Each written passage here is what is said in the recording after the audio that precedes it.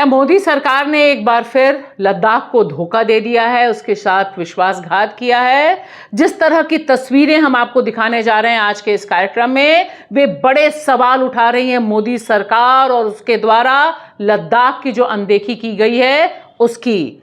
जब चीन की बात आती है तब हम चीन पर फिक्रमंद होते हैं, लेकिन लद्दाख के लोगों की आवाज हमें नहीं सुनाई देती है। यहां पर एक इंपॉर्टेंट डेवलपमेंट हुआ है। कारगिल डेमोक्रेटिक अलायंस और लेह एपेक्स बॉडी ने 3 दिन का प्रोटेस्ट किया और मांग की मोदी सरकार से कि जो उन्होंने वादा किया है उसे वह पूरा का पूरा निभाएं। और इसमें सबसे बड़ी बात यह हुई है कि 2019 से लेकर अभी तक, यानी जब से 370 हटा तब से लद्दाख इंतजार कर रहा है कि उसे राज्य का दर्जा मिले।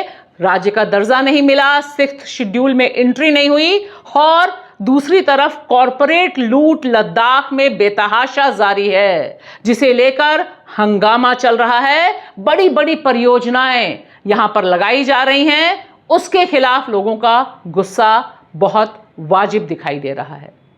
नमस्कार दोस्तों, मैं आपकी दोस्त भाषा, आप देख रहे हैं बेबाक भाषा पे 2 टूक कार्यक्रम। आज हमारे साथ चलिए लद्दाख में कारगिल चलिए और कारगिल के हुसैनी पार्क में जो ऐतिहासिक प्रोटेस्ट हुआ, हम आपकी मुलाकात वहां पर जिन मुद्दों को लेकर यह प्रोटेस्ट हुआ उससे करवाने जा रहे हैं।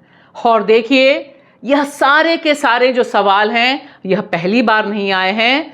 हम सब जानते हैं कि लद्दाख के दिल में क्या है, और हमसे ज्यादा मोदी सरकार और खुद प्रधानमंत्री नरेंद्र मोदी जानते हैं कि लद्दाख की जनता पिछले 2-3 सालों से किस मांग पर आंदोलन कर रही है।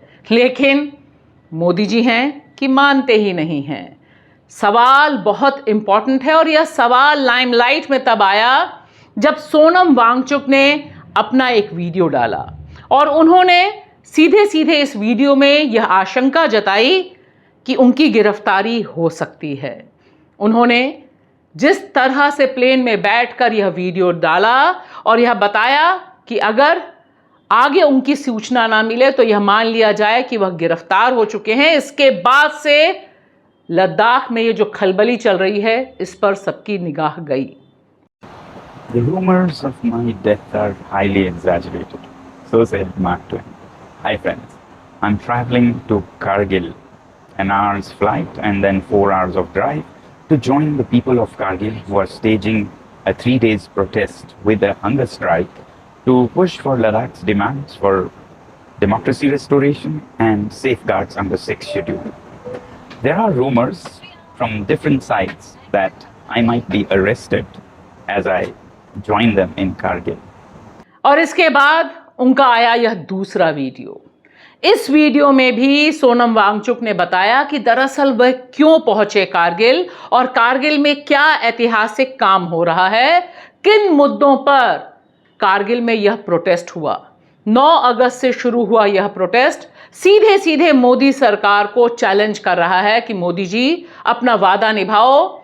लद्दाख की जनता राज्य का दर्जा चाहती है, स्टेटहुड चाहती है, 6th शेड्यूल में अपनी एंट्री चाहती है ताकि अपने जंगलों को, अपने खनिजों को, अपने खूबसूरत एनवायरनमेंट को वह खुद बचा सके। और तीसरी अहम मांग, सबसे इंपॉर्टेंट मांग यह है कि जिस समय देश की संसद चल रही है उस समय देश की संसद का एक सदस्य लद्दाख में बैठकर, कारगिल में बैठकर यह डिमांड कर रहा है कि हमें लेह और लद्दाख दोनों के लिए अलग अलग सांसद चाहिए। हमारा इलाका इतना बड़ा है और हमें सही ढंग से प्रतिनिधित्व नहीं मिल रहा, इसलिए हमारी बात नहीं सुनी जाती। और चौथी अहम मांग जिसे लेकर वहां के नौजवानों में लंबे समय से गुस्सा है, और वह मांग है कि उनकी अपनी पब्लिक सर्विस कमीशन हो ताकि लद्दाख के लोग, वहां के नौजवान नौकरी पा सकें। तो देखिए, दुनिया को दरअसल पता चला सोनम वांगचुक के इस अहम वीडियो के जरिए कि किन मांगों को लेकर वहां पर प्रोटेस्ट चल रहा है और उसे दबाने के लिए, उसे कुचलने के लिए किस तरह की साजिशें की गई और उन साजिशों को किस तरह से वहां के सांसद और वहां के लोगों ने बेनकाब किया। वे सीधे नहीं गए कारगिल, उन्हें कश्मीर से जाना पड़ा कारगिल, क्योंकि यह बड़े पैमाने पर आशंका थी कि अगर वो बाकी रास्ते से जाते तो उन्हें गिरफ्तार किया जा सकता था। सोचा आपको एक अपडेट दूं कि मैं आखिरकार कारगिल में पहुंचा और यहाँ पर जो 3 दिन का अनशन भूख हड़ताल हो रहा है कारगिल डेमोक्रेटिक अलायंस का, उसमें शामिल हो पाया। और दूसरे दिन सिर्फ पानी पर हूं तो इसलिए थोड़ा ताकत कम है। जहाँ तक मेरी गिरफ्तारी की बात थी, तो जैसा मुझे खबर मिला दिल्ली में कि मुझे लेह में या कारगिल में गिरफ्तार करने वाले हैं, तो मैं कश्मीर से आया और अफवाह सोच रहा था, मगर फिर फोन आए कई जिसमें कहा गया कि लद्दाख के जो बॉर्डर है उस पर चेक पॉइंट पर गाड़ियों में वो मेरे नाम से सोनम वांगचुक को गाड़ियों में ढूंढ रहे थे। जब ये फिर मेंबर ऑफ पार्लियामेंट और यहाँ के काउंसिल के लीडर्स खुद अपने सरकारी गाड़ियों में बॉर्डर पर मुझे लेने आए और मैं यहाँ इनके साथ 2 दिन अनशन में जुड़ सका। तो यही आप लोगों को अपडेट देना था और ये बताऊं कि ये क्यों अनशन हो रहा है। आप में से कईयों ने पूछा है कि अब क्या हुआ, आप तो खामोश थे। तो हुआ ये कि पिछले साल जब हमने पद यात्रा की, अनशन की दिल्ली में, उसके बाद सरकार ने बातचीत के लिए रजामंदी या उन्होंने माना, मगर 3 बातचीत के दौर हुए और उसके बाद उन्होंने छोड़ ही दिया। जबकि असली जो मुद्दे हैं लद्दाख के, सेफ गार्ड्स के और डेमोक्रेसी के, उस पर चर्चा ही नहीं हुई। तो लोग बेबस होकर दोबारा से अनशन और बाकी और तरीकों से प्रोटेस्ट करने पर मजबूर हैं। इसलिए, और जब बातचीत हो रही थी तो मैं नहीं चाहता था कि मैं कुछ और कहूं, इसलिए आप लोगों ने मुझे नहीं सुना कई महीनों से। मगर अगर नहीं होता तो फिर बोलने पे मजबूर होंगे। यही आपको अपडेट देना था। नमस्कार और जय हिंद। सोचिए जरा, अगर कारगिल से जो सांसद हैं हाजी हनीफा, उन्होंने ये सीधे धमकी ना दी होती तो क्या वाकई सोनम वांगचुक को गिरफ्तार कर लिया गया होता? यह एक इम्पॉर्टेंट सवाल है। तो वो लोग आ रहे हैं, उनके ऊपर किसी भी तरह का रोक टोक नहीं होना चाहिए। वो लोग यहाँ पहुंचना चाहिए। अदरवाइज कहीं पे भी अगर रोका, मैं खुद आगे और हमारे केडीए के मेंबर्स जहां भी रोकेंगे हम वहीं पे जाके उनको छुड़ा के लाएंगे। ये हम क्लियरली मैं बोलना चाहता हूँ। यहाँ ये याद दिलाना ज़रूरी है कि ये जो सारा प्रोटेस्ट हुआ कारगिल में, इस तरह का प्रोटेस्ट 2019 के बाद से लगातार इस इलाके में चल रहा है और यहाँ पर बांटने की भी बहुत कोशिश की गई। हिंदू, मुसलमान, बौद्ध, इन सब के बीच डिवाइड करने की कोशिश की गई और इसी का जवाब देने के लिए कारगिल में यह प्रोटेस्ट हुआ।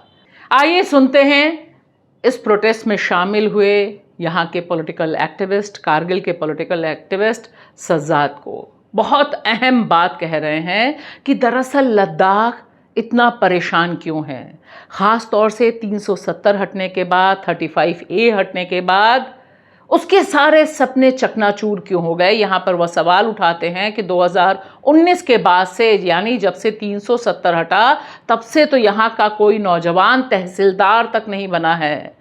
और सुनिए, जब ये बात कहते हैं तो किस तरह से कनेक्ट होता है, सामने तालियां बजती हैं। सरकार ने ये वादा किया कि लद्दाख को एम्पावर करना है, लद्दाख को सुराख देना है। एम्पावर करने की बात जहाँ तक है, अगर एक सब इंस्पेक्टर को कहें हम आपको एसएसपी बना रहे हैं, क्या बात समझ में आती है कि ये एसएसपी बन रहा है तो एम्पावर हो रहा है। लेकिन हम उसको बैठा करके नीचे पुलिस चौकी का ऑर्डर बना दें तो मुझे लगता है कि उसके साथ नाइंसाफी है। तो यही चीज लद्दाख के साथ हुई है। लद्दाख का एम्पावरमेंट होने के बजाय लद्दाख को डाउनग्रेड किया गया। अगर सरकार ये चाहती कि लद्दाख को एम्पावर करना है तो लद्दाख के पास 2 नुमाइंदे करगिल नेतृत्व रहने थे, 4 हमारे एमएलसी एमएलएस थे, 2 हमारे एमएलसी थे। उसको बढ़ा करके हमें एक असेंबली देते, हमें कहते कि नहीं हमने आपकी असेंबली की, अपना आप डिसीजन ले सकते हैं। तो हम समझते हैं कि हम लद्दाख एम्पावर हो गया है। लेकिन मौजूदा सेटअप में हमें लगता है लद्दाख एम्पावर नहीं डिसएम्पावर हो गया। इसलिए हम स्टेट की मांग कर रहे हैं। जब हमारे पास आर्टिकल 370 था, 35A था, तो लद्दाख के लोगों, हमारी जमीनें महफूज थी, हमारे चरागाह महफूज थे, हमारी पहाड़ें महफूज थी, हमारा इलेक्शन महफूज था। 60-70 साल में हमें कभी ऐसा नहीं लगा कि एक कश्मीरी, एक जम्मू का डोगरा या कोई कहीं से कटवा से आकर के, कुछ राजौरी से आकर के लद्दाख में आबाद हो जाएगा तो लद्दाख की आबादी जो है वो मेजोरिटी में हम तब्दील हो जाएंगे या हमारी जमीन खत्म हो जाएगी। लेकिन 370 और 37 में जो कहा से समझ लिया था, वो तो आपको 5 अगस्त 2019 को अच्छी छूट गया। तो हमारे जो लीडर्स है उन्होंने समझा कि इसके बाद अगर कोई चीज हमें कानून दे सकती है तो वो शिक्षण है, जो कबायली इलाके के लोगों को, ट्राइबल पॉपुलेशन के लिए बनाया गया है, ताकि हमारी लैंड, हमारी जमीन, हमारा कल्चर, हमारा रहन सहन महफूज हो सके। इसीलिए हम छठे शेड्यूल की मांग कर रहे हैं। तीसरे, ब्यूरोक्रेसी से हमारे यूथ को लद्दाख में महरूम किया जा रहा है सोचे समझे मंसूबे के तहत। पिछले 6 साल में आपने कभी ये नहीं देखा होगा लद्दाख में कोई तहसीलदार बना है, कोई डीएसपी बना है। क्यों? क्योंकि हमारा जो गार्डन था वो गार्डन ही खत्म हो गया। 6 साल में एक भी विजिटेड पोस्ट की नौकरी किसी सिंगल लद्दाखी को नहीं मिली। बताइए, ये जुल्म है कि हमारे से पूछा। यहाँ लद्दाख की जनता सीधे सीधे मांग कर रही है कि मोदी सरकार ने जो वादा किया वह पूरा करे। और यहाँ याद रखना ज़रूरी है कि इन्हीं मांगों को लेकर, एग्जैक्टली इन्हीं मांगों को लेकर सोनम वांगचुक, जो बहुत अहम क्लाइमेट एक्टिविस्ट हैं, पीस एक्टिविस्ट हैं, रमन मैग्सेसे अवार्ड से सम्मानित हैं, इन्होंने 2024 का पूरा साल इसी मांग को समर्पित किया था। क्लाइमेट फास्ट लद्दाख में किया था, माइनस डिग्री में बैठे थे तमाम लोगों के साथ, और उसके बाद जब उनकी मांगें नहीं सुनी गई तब वे पहुंचे दिल्ली, और दिल्ली में भी तब तक बैठे रहे अनशन पर जब तक मोदी सरकार ने यह आश्वासन नहीं दिया कि इस पर बात होगी। इस बार गुस्सा इसलिए फूटा है क्योंकि मोदी सरकार ने वार्ता तो की, लेकिन उसके बाद आज तक उन्हें कोई डेट नहीं मिली है, और उन्हें लग रहा है कि मोदी सरकार ने दोबारा लद्दाख के साथ विश्वासघात किया है। शुक्रिया।